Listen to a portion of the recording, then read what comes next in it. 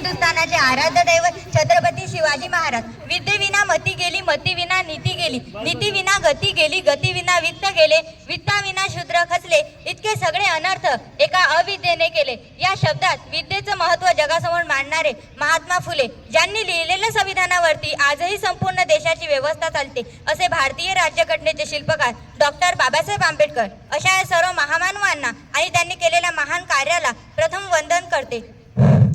चातुर्वर्ण व्यवस्थेच्या नावाखाली अन्याय सहन करणारे समाज बांधव, ज्यांना खायला भाकरी, प्यायला पाणी व चालायला रस्ता सुद्धा मिळणे कठीण होते, अशा परिस्थितीमध्ये त्यांच्या व्यथा जाणून त्यांचे अश्रू पुसण्याचे व त्यांना माणूस म्हणून जगण्याचा अधिकार मिळवून देण्याचे महान कार्य डॉक्टर बाबासाहेब आंबेडकर यांनी केले. होते अंधारलेले जीवन, दिसत नव्हता प्रकाशाचा किरण. होते अंधारलेले जीवन, दिसत नव्हता प्रकाशाचा किरण. पुसणे त्यांचे अश्रू, देण्यात दलितांना नवसंजीवन. अवतरला एक महामानव डॉक्टर बाबासाहेब आंबेडकर, त्यांचे नाव डॉक्टर बाबासाहेब आंबेडकर त्यांचे नाव. मित्रांनो, अशा या युगप्रवर्तकाचा, महामानवाचा म्हणजे डॉक्टर बाबासाहेब आंबेडकर यांचा जन्म 14 एप्रिल 1891 रोजी मध्य प्रदेशातील महू या गावी झाला. त्या काळी जाती व्यवस्थेमुळे अस्पृश्यतेची कल्पना इतकी दृढ होती की डॉक्टर बाबासाहेब आंबेडकर जेव्हा शाळेमध्ये जायचे तेव्हा त्यांना पाण्याचा घोट सुद्धा स्वतः घ्यायची मनाई होती. त्यांना पाण्याचा कुंभ उचलण्यासाठी दुसऱ्याची मदत घ्यावी लागे. मित्रांनो, कल्पना करा, एक लहान मुलगा, फाटकी परिस्थिती, गरीब, अपमान, पण त्याला वर्गात बसायला जागा नाही, पाणी प्यायला परवानगी नाही, पण त्या मुलाच्या डोळ्यामध्ये एक ज्वाला होती, एक स्वप्न होतं. ते स्वप्न होतं माणूस म्हणून जगण्याचा अधिकार मिळवून देण्याचं. आणि तोच मुलगा पुढे जाऊन बनला डॉक्टर बाबासाहेब आंबेडकर. मित्रांनो, समाजामध्ये दोन प्रकारची लोक असतात. एक ते जे परिस्थितीसमोर हार मानतात आणि दुसरे ते जे परिस्थितीला बदलून टाकतात. डॉक्टर बाबासाहेब आंबेडकर दुसऱ्या प्रकारचे होते. त्यांनी अपमान पाहिला पण हार मानली नाही, गरिबी पाहिली पण स्वप्न सोडलं नाही. डॉक्टर बाबासाहेब आंबेडकर यांचे जीवन म्हणजे एक धगधगती मशाल आहे, जी अंधारामध्ये प्रकाश देते, निराशेमध्ये आशा देते आणि प्रत्येक दुर्घटनेला संघर्षाचे सामर्थ्य देते. डॉक्टर बाबासाहेब आंबेडकर असे म्हणतात की जगण्यासाठी अन्न आणि पाणी गरजेचं आहे, परंतु त्याहूनही गरजेचं आहे स्वाभिमान. असा संदेश देणारे महानायक म्हणजे डॉक्टर बाबासाहेब आंबेडकर. डॉक्टर बाबासाहेब आंबेडकर असे म्हणाले होते की शिका, संघटित व्हा आणि संघर्ष करा. हे फक्त 3 शब्द नाही आहेत, तर हे जीवनाचे 3 स्तंभ आहेत. शिका, कारण ज्ञानाशिवाय स्वातंत्र्य अपूर्ण आहे. डॉक्टर बाबासाहेब आंबेडकर असे म्हणतात की शिक्षण हे वाघिणीचं दूध आहे आणि जो ते प्राशन करेल तो वाघासारखा घुरघुरल्याशिवाय राहणार नाही. आणि संघटित व्हा, कारण एकतेचे मूल्य अमर्यादित आहे. संघर्ष करा, कारण अन्यायाविरुद्ध लढा दिल्याशिवाय परिवर्तन अशक्य आहे. आणि परिवर्तन माणसाला माणूस म्हणून जगण्यासाठी, परिवर्तन स्त्रियांना समान हक्क मिळवून देण्यासाठी, परिवर्तन या देशामध्ये कायद्याचे राज्य येण्यासाठी, परिवर्तन राजर्षी शाहू महाराज व महात्मा फुले यांच्या स्वप्नातील समाज घडविण्यासाठी. अशा या परिवर्तनाचा महाकाय पर्वत आपल्या लेखणीवर पेलणारे प्रजासूर्य डॉक्टर बाबासाहेब आंबेडकर. डॉक्टर बाबासाहेब आंबेडकर म्हणजे प्रखर व्यक्तिमत्व, एक तेजोवले असलेले नेतृत्व होते. डॉक्टर बाबासाहेब आंबेडकर यांनी नेहमी भारताच्या भवितव्याचा विचार केला आणि ते आपल्याला सांगतात की भविष्याकडे चला, आपलं भविष्य बनवा. आणि जर का आपल्याला आपलं भविष्य बनवायचं असेल तर जीवनामध्ये एक ध्येय ठरवा. पण दुःखाची गोष्ट अशी की आपण जन्माला येतो, जीवन जगतो, शेवटी मरून जातो आणि मेल्यानंतरही आपल्याला आपल्या ध्येयाचं जाणीव होत नाही, आपल्याला आपलं ध्येय कळत नाही. ही सध्याची वास्तुस्थिती आहे. महात्मा फुले असे म्हणतात की ध्येय नसलेली माणसं ही साबणाच्या फेसासारखी असतात. साबणाचा फेस बघितलाय, थोड्या वेळेसाठी हातावर दिसतो आणि नंतर नाहीसा होऊन जातो. तशीच ध्येय नसलेली माणसं त्या साबणाच्या फेसासारखी थोड्या वेळासाठी दिसतात आणि नंतर नाहीशी होतात. म्हणून आपल्या जीवनामध्ये आपण एक ध्येय ठरवायला पाहिजे.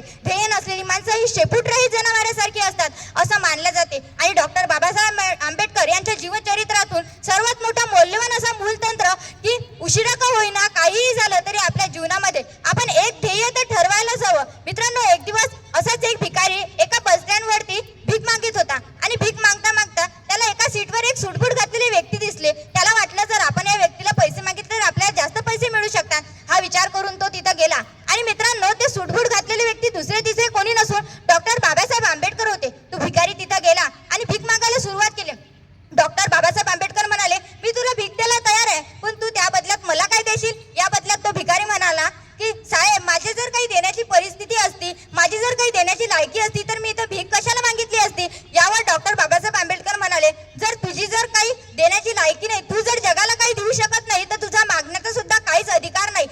जीवनाचा पहिला धडा, जीवनाचा पहिला मूलतंत्र डॉक्टर बाबासाहेब आंबेडकरांनी त्या भिकाऱ्याला सांगितलं. असं बोलून बस थांबली. डॉक्टर बाबासाहेब आंबेडकर निघून गेले, परंतु त्या भिकाऱ्याच्या डोक्यात मात्र विचारांचं काहूर माजलं. तो विचार करू लागला, काय सांगून गेला हा व्यक्ती? आपण जोपर्यंत जगाला काही देऊ शकत नाही तोपर्यंत आपण काही अपेक्षाही नाही केली पाहिजे.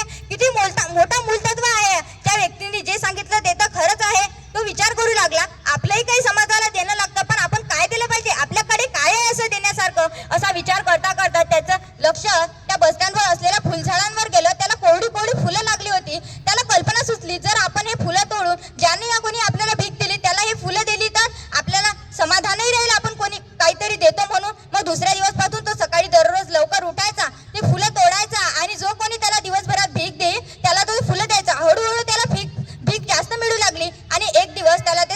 घातलेले व्यक्ती परत दिसले. तो तसाच भीक मागत होता आणि भीक मागता मागता तो डॉक्टर बाबासाहेब आंबेडकरांकडे गेला आणि म्हणाला, साहेब आज माझ्याकडे तुमच्यासाठी काहीतरी देण्यासारखं आहे. आणि त्याने त्याच्या झोळीतून फुलं काढली आणि बाबासाहेबांच्या हातात ठेवली. तेवढ्याच बाबासाहेबांनी सुद्धा आपल्या खिशातील 2-4 पैसे काढली आणि त्या भिकाऱ्याच्या हाती ठेवली.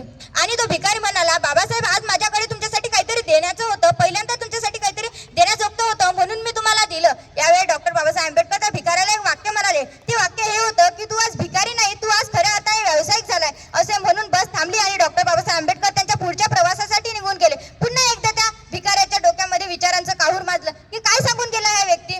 आपण भिकारी नाही, आपण व्यावसायिक आहे. तो विचार करू लागला, आपण पैशांच्या बदल्यात फुलं देतो हा व्यवसायच तर आहे. तो बसमधून खाली उतरला आणि आभाळाकडे बघत जोरात म्हणाला की मी भिकारी नाही, मी व्यावसायिक आहे, मी भिकारी नाही, मी व्यावसायिक आहे. आणि 2 वर्ष तो भिकारी त्या बसस्टँडच्या आजूबाजूला दिसला नाही. आणि 2 वर्षानंतर त्या बसस्टँड जवळ 2 सूटबूट घातलेली व्यक्ती दिसली आणि ते व्यक्ती एकाच बसमध्ये एकाच सीटवर बसून प्रवास करत होते. त्यामध्ये एक होते डॉक्टर बाबासाहेब आंबेडकर आणि एक होता तो भिकारी. त्या भिकाऱ्याने डॉक्टर बाबासाहेब आंबेडकरांना विचारलं, साहेब तुम्ही मला ओळखलत का? यावर डॉक्टर बाबासाहेब आंबेडकर म्हणाले, नाही, ही कदाचित आपली पहिलीच भेट असावी. यावर तो भिकारी म्हणाला, नाही साहेब, ही आपली कदाचित तिसरी भेट असावी. कारण पहिल्या भेटीमध्ये तुम्ही मला माझे कर्तव्य समजून सांगितले, दुसऱ्या भेटीमध्ये तुम्ही मला माझी ओळख पटवून गेली आणि आज मी एक भिकारी नसून एक फुलांचा मोठा व्यावसायिक झाला. आता मी दुसऱ्या गावामध्ये फुलं द्यायला चाललो आहो. मित्रांनो, महापुरुषांचा थोडा साथ जरी लाभला ना, थोडा सहवास जरी लाभला ना, तरी आपल्या आयुष्याचं सोनं होतं. याचं मूर्तिमंत उदाहरण म्हणजे ही छोटीशी कथा आहे. मित्रांनो, ज्याप्रमाणे त्या भिकाऱ्याला आपल्या आयुष्याचं ध्येय कळलं, त्याप्रमाणे आपल्या जीवनाचं ध्येय तुम्हाला आणि मला कळणे अत्यंत आवश्यक आहे. मित्रांनो, डॉक्टर बाबासाहेब आंबेडकर आपल्याला खूप काही देऊन गेले आणि आज आपल्या त्यांच्या जयंतीनिमित्त संकल्प करू की शिक्षण घेऊ, समानतेचा आदर करू आणि एक चांगला समाज घडू आणि शेवटी एवढं म्हणेल की जन्म घेतला दीनदलितांचा उद्धार कराया, संविधान निर्मितीचे दैदिप्यमान कार्य कराया. जन्म घेतला दीनदलितांचा उद्धार कराया, संविधान निर्मितीचे दैदिप्यमान कार्य कराया. शतशत नमन तुझला भीमराया, शतशत नमन तुझला भीमराया. धन्यवाद. जोरदार टाळ्यांनी स्वागत करा कुमारी राधिका ठाकरे.